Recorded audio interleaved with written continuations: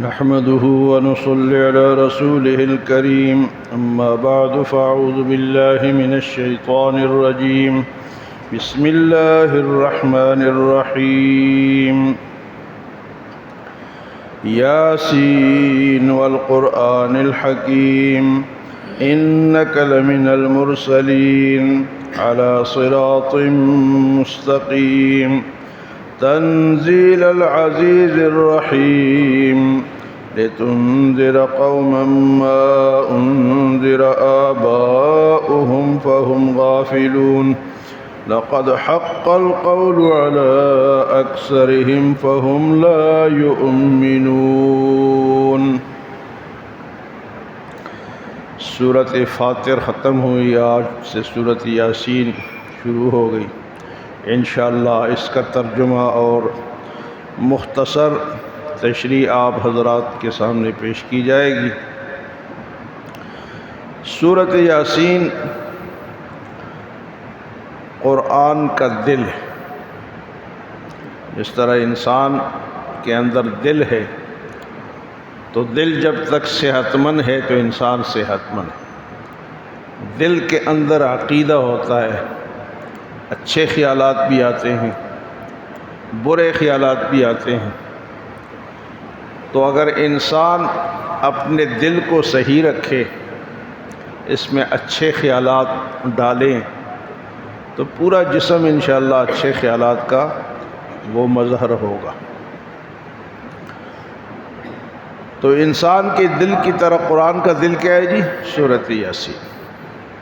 اور یہ وہ عظیم سورت ہے کہ فرمایا کہ جو رات کو پڑھے گا صبح تک اس کے مسائل حل ہوں گے، اور جو صبح پڑھے گا رات تک اس کے مسائل حل ہوں گے۔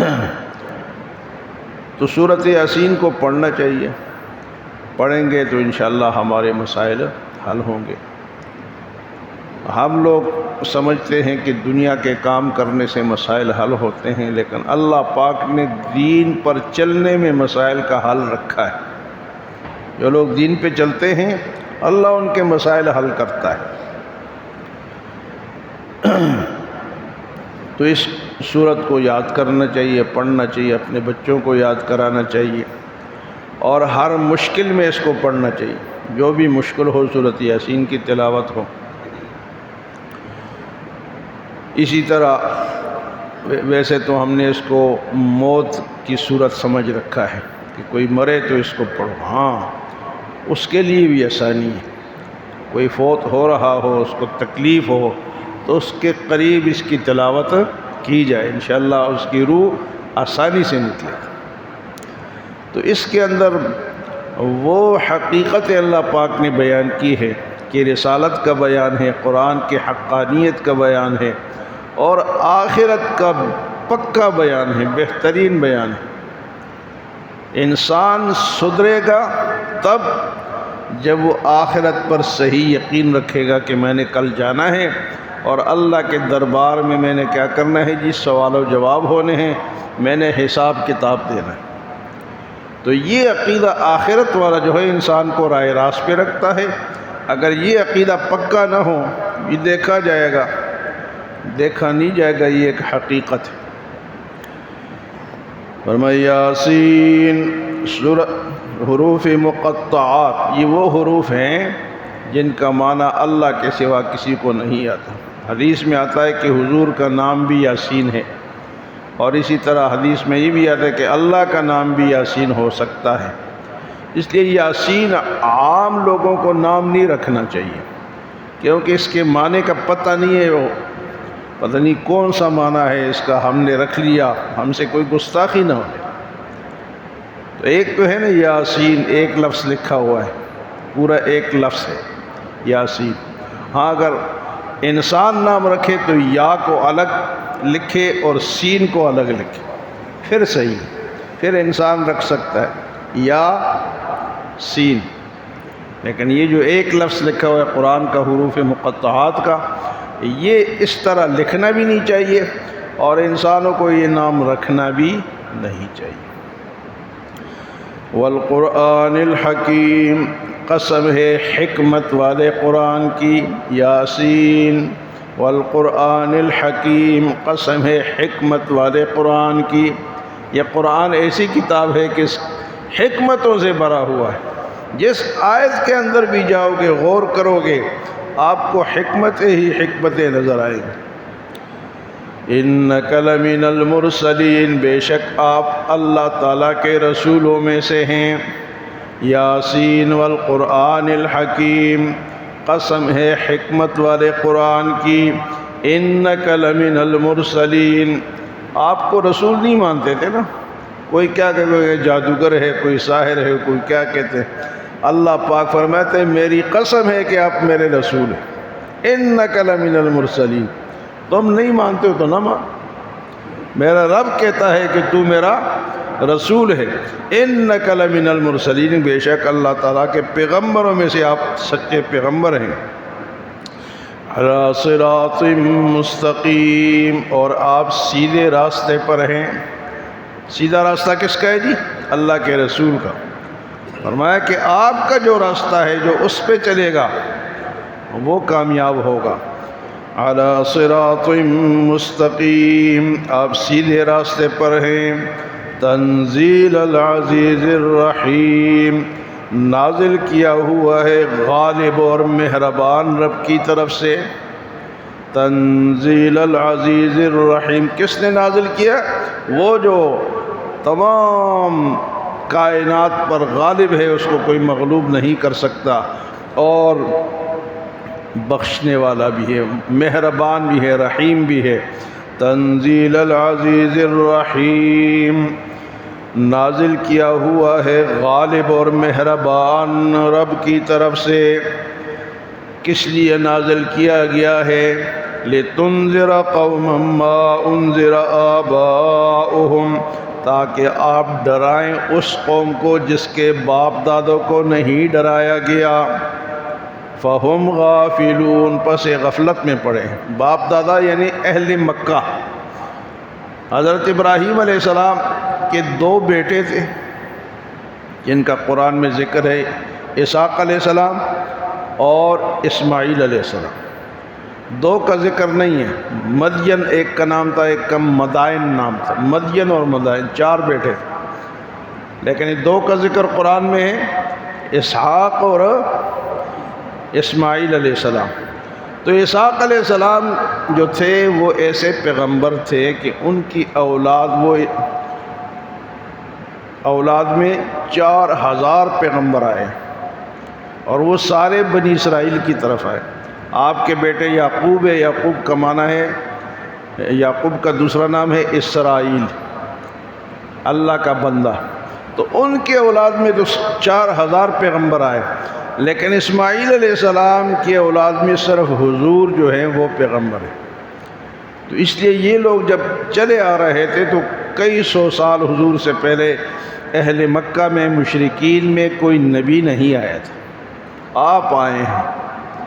تو اس لیے پھر یہ بنی اسرائیل جو تھے وہ انتظار میں تھے کہ پیغمبر آئے گا، تو جب وہ بنی اسماعیل میں سے آئے تو یہ مخالف ہو گئے کہ بھئی بنی اسرائیل میں سے کیوں نہیں آئے، بنو اسماعیل میں سے کیوں آئے۔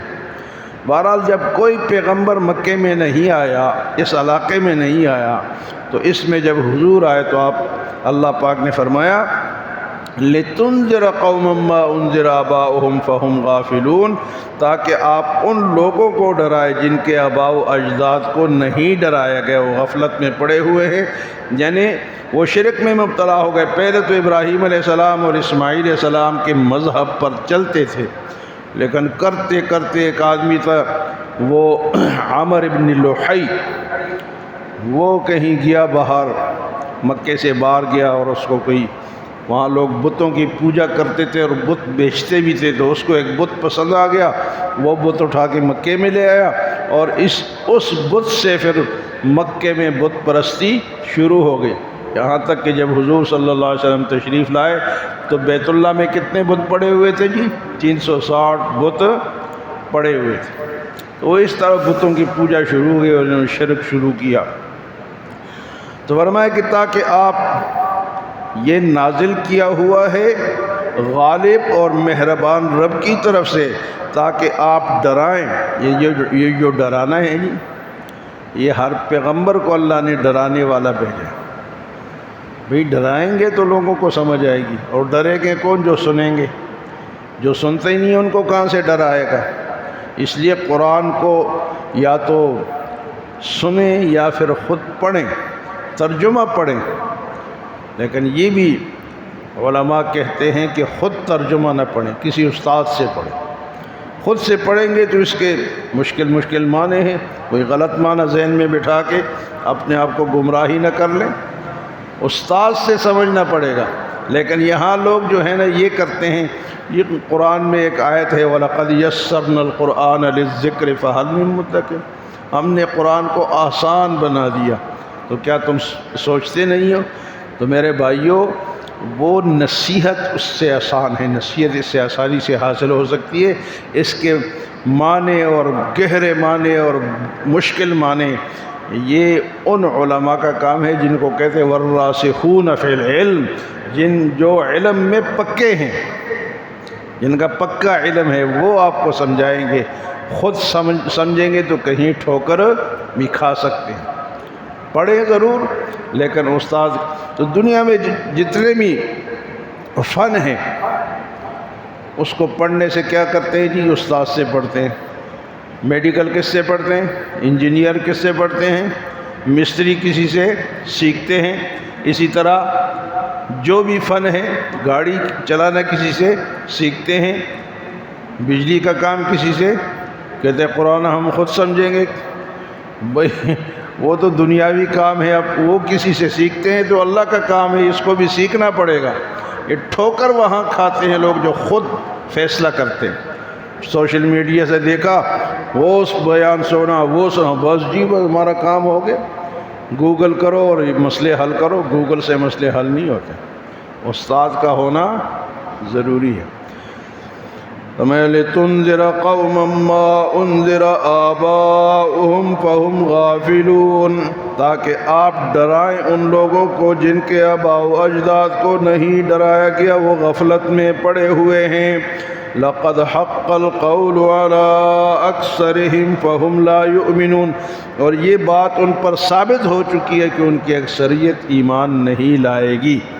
ان پر یہ بات ثابت ہو چکی ہے۔ وہ اس لیے یہ بات ثابت ہو چکی ہے کہ وہ پھر ہٹ درم ہو گئے۔ اتنے عرصے میں اگر کوئی ڈرانے والا نہ ہونا تو بندہ پھر وہ اس کا دل کالا ہو جاتا ہے۔ دل کیا ہو جاتا ہے؟ کالا ہو جاتا ہے، اس پہ پھر اثر نہیں ہوتا۔ یہ جو ہمارا دل ہے نا، یہ جب صاف ہوتا ہے تو یہ اس طرح ہوتا ہے جس طرح شیشے میں نظر آتا ہے، اس طرح صاف ہوتا ہے۔ اس کو نیکی اور برائی اس طرح نظر آتی ہے۔ اور جب ایک گناہ کرتا ہے تو ایک دھبا پڑتا ہے۔ یہ کالے کپڑوں پہ یہ دیکھیں، تھوڑا سا دھبا بھی ہو تو نظر آتا ہے۔ سفید کپڑے میں تھوڑا سا بھی دھبا کہیں نظر لگا ہو تو کیا ہوتا ہے جی؟ نظر آتا ہے۔ تو دل پہ ایک گناہ بد نظری کر لیا ہم نے، کسی غیر محرم عورت کو دیکھ لیا، تو روزانہ گناہ ہوتا ہے، تو ایک دھبا کالا پڑ جاتا۔ جھوٹ بولا، دوسرا دھبا، توبہ کر لیا، دھل گیا۔ ہاں جی دھوکہ دیا، تیسرا دھبا۔ ہاں جی کسی کو چانٹا مارا، چوتھا دھبا۔ دھبے لگتے لگتے لگتے اگر توبہ نہیں کریں گے، توبہ اس کی مانجن ہے، ریگمال ہے۔ توبہ اللہ کا ذکر اور قرآن کی تلاوت، یہ دل کا ریگمال ہے۔ توبہ اللہ کا ذکر اور قرآن کی تلاوت، اس سے وہ صاف ہوتا رہتا ہے۔ لیکن اگر کون توبہ کرتا ہے یا کون ذکر کرتا ہے، اگر کرتے بھی ہے تو ہاتھ میں تسبیح ہے اور دل میں کچھ اور ہے، ہاتھ میں تسبیح ہے اور دل میں گناہ کی فکر ہے، تو وہ تسبیح کام کرے گی نہیں۔ وہ تسبیح ہوتی ہے جو کہ دل سے پڑھی جاتی ہے۔ یہاں تسبیح پہ تسبیح پڑھی جا رہی ہے اور ادھر جھوٹ بولا جا رہا ہے، ادھر ظلم ہو رہا ہے، سب کچھ ہو رہا ہے، تسبیح بھی ہاتھ میں، تو وہ تسبیح کام نہیں کرے گی۔ تو اس لیے فرمایا کہ ان کے دل کالے ہو چکے ہیں، یہ جلدی نہیں مانیں گے۔ تو مانے گا کون؟ جس کا دل صاف ہوگا، شیشے کی طرح ہوگا، اس پہ فوراً اچھی بات اثر کرے گی اور بری بات کا بھی اس کو فوراً پتہ چلے گا۔ تو سورۃ یاسین کی آج یہاں سے ابتدا ہوئی ہے، انشاءاللہ بقایا ہمارے سامنے باتیں آتی رہیں گی۔ بس جڑ کر سنا کریں، بیٹھا کریں اور قرآن سے دل لگایا کریں، انشاءاللہ ضرور فائدہ ہوگا۔ وآخر دعوانا الحمدللہ۔